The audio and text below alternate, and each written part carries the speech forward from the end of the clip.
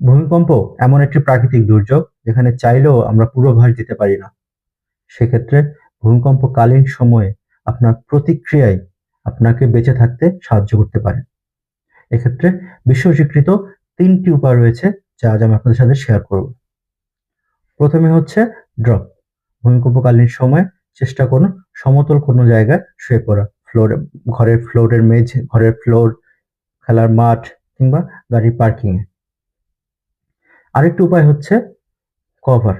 কোনো শক্ত আবরণের নিচে নিজের মাথাকে সেভ করা। সেটা টেবিলের নিচে বা খাটের নিচে কিংবা কোনো কলামের কেউ জাকটে ধরে রাখা। আরেকটা হচ্ছে হোল্ড।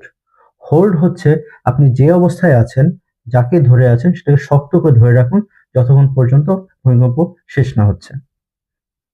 আজকে আমাদের ভূমিকম্পটা যেটি ছিল সেটি ছিল ২৬ সেকেন্ড স্থায়ী। এই ২৬ সেকেন্ড যদি ৫০ সেকেন্ড বা ১ মিনিট হতে পারত, সেটা ঢাকা শহরের অকল্পনীয় ক্ষতি করতে পারত। সেটা এই 5.5 মাত্রার ভূমিকম্প।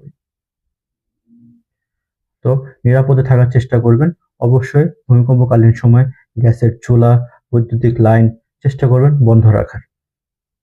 কোনোভাবেই লিফটে উঠবেন না এবং ঘরের সবাইকে, বাড়ির শিশু থেকে বৃদ্ধ সবাইকে ভূমিকম্পকালীন সময় কি ধরনের প্রতিক্রিয়া দেখাতে হবে সেগুলো শেখানো শুরু করুন। রাষ্ট্রের অপেক্ষায় বসে থাকবেন না, নিজের পরিবারকে সচেতন বানান। নিজের পরিবার সচেতন থাকবে।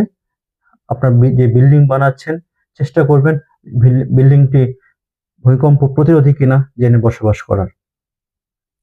বেশিরভাগ বিল্ডিং এ বাংলাদেশে, আমি আজকে খবরে জানতে পারলাম, প্রায় ৯০% ভবন ভূমিকম্প বিল্ডিং কোড মেনে বানানো হয় না।